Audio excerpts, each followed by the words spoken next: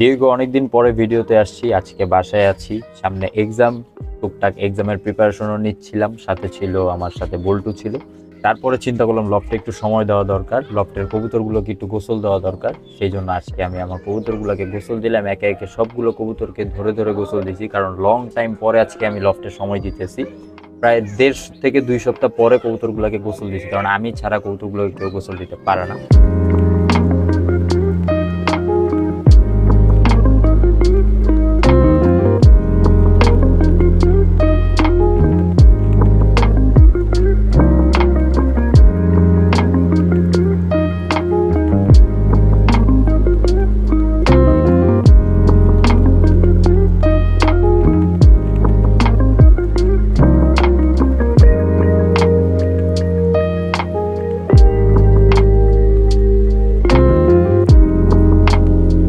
এমনিতে কিন্তু নর্মালি আমার কবুতরগুলোর ফিটনেস দেখলাম, আজকে ফিটনেস চেক করলাম, সবগুলো কবুতরের ফিটনেস ওকে আছে। দু একটা কবুতর একটু প্রবলেম আছে, যেমন একটা কবুতর প্রবলেম আছে, আমি আপনাদেরকে দেখাই। এই কবুতরটাকে আগে রাইখা নিই। এই যে এই কবুতরটা আমার হাতের কাছেই ছিল, এই জন্য দেখাইতে পারতেছি। এই যে ওর একটু প্রবলেম ছিল, ওর শরীরটা একটু শুকায় গেছে। এই কবুতরের শরীরটা শুকায় গেছে মোটামুটি ঠান্ডার মধ্যেই।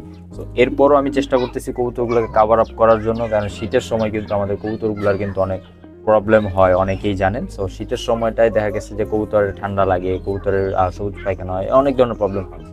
যে কারণে খাবার দাবার অল ওকে, বাট ফিটনেসটা একটু ডাউন হয়ে গেছে। তো এখন থেকে আবার কেয়ার শুরু করে দিলে ওর ফিটনেস আবার উঠে যাবে ইনশাল্লাহ।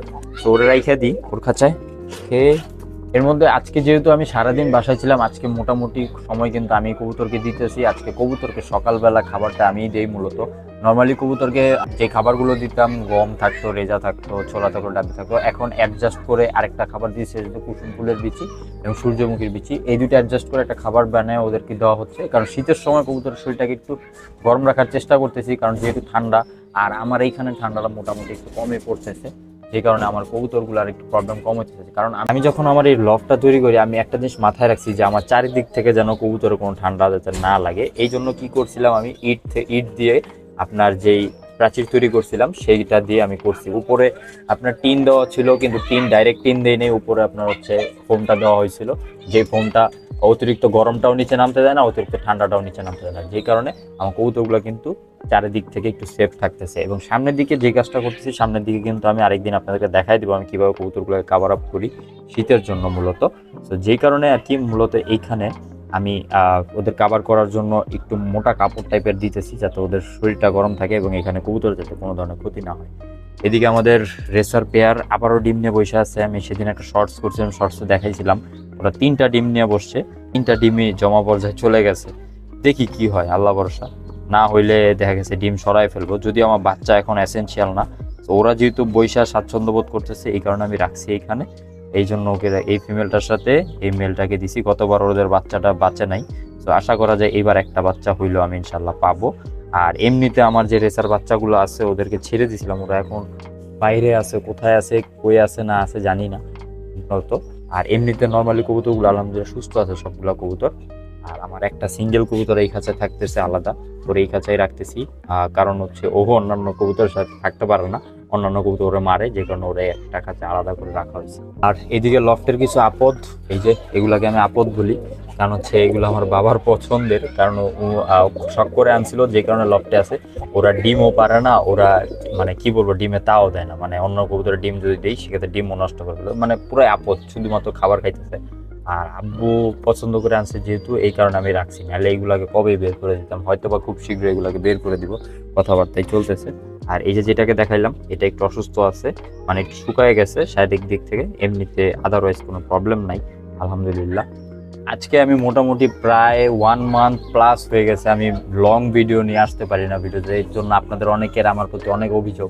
আসলে মূলত মানে এখন সময়টা আমার এমন যাইতেছে যে আমার সামনে এক্সাম, তারপরে হচ্ছে আমার অফিস কন্টিনিউ করতে হইতেছে, তারপরে হচ্ছে আরও কিছু কাজ আছে সেগুলো কন্টিনিউ করতে হইতেছে। তো মোটামুটি খুবই টাফ একটা সিচুয়েশন চলতেছে, যে কারণে আমি কিন্তু কবুতরকেও সময় দিতে পারতেছি না। আমার কবুতরগুলো দেখাশোনা করতেছে, আব্বু দেখাশোনা করতেছে, কিংবা আমার ছোট বোন বা আমার বাসার মেম্বার যারা আছে তারা করতেছে। তো যে কারণে হচ্ছে কি আমি মূলত সময়ই দিতে পারতেছি না, এই কারণে আপনাদের সামনে ভিডিও নিয়ে আসতে পারতেছি না। বাট আমি চেষ্টা করি ভিডিও আনার জন্য, বাট আমি সেই সময়টা আসলে অ্যাডজাস্ট করা হইতেছে না। কারণ একটা কন্টেন্ট তৈরি করতে কিন্তু একটু চিন্তা করা লাগে, তারপর হচ্ছে একটা কন্টেন্ট রেডি করার জন্য ভিডিওটা এডিট করা লাগে, মানে একটা মোটামুটি সময় লাগে। সকালে অফিসে যাই হচ্ছে আমি সকাল ঠিক 7টা বাজে ঘর থেকে বের হয়ে যাই, তারপর আমার আসা লাগে ঠিক সন্ধ্যা 6টা 6:30, এর মধ্যে আবার একটু এক্সামের প্রিপারেশন নেওয়া লাগে, দেন আমার আবার কিছু কাজ আছে সেগুলো করে। তো সন্ধ্যার পরে কিন্তু কবুতরের ভিডিওগুলো কিন্তু নর্মালি করা যায় না, আপনারা জানেন, কারণ রাতের বেলা কিন্তু আমি কবুতর আপনাদেরকে দেখাইতে পারি না। আর নর্মালি আমি মূলত আজকে ভিডিওটা করতেছি এই কারণেই, কারণ হচ্ছে আমরা অনেক দিনের একটা গ্যাপ হয়ে গেছিলো আপনাদের সাথে, তো এই গ্যাপটা কাটানোর জন্য আজকে আমরা ভিডিওটা করবো ইনশাল্লাহ। এবং আমি চেষ্টা করবো এখন থেকে আবার রেগুলার হওয়ার জন্য ভিডিওতে, যদিও পারি অল্প করে হলেও 2 দিন পর পর 3 দিন পর পর হলেও একটা করে ভিডিও দেওয়ার চেষ্টা করবো। তো আজকে আমার কবুতরগুলো আপনাদেরকে একটু দেখাই, অনেকদিন ধরে দেখাই না। মূলত আমার একটা টাল কবুতর ছিল মাক্সি রেসার, সেটা আপনাদেরকে দেখাই।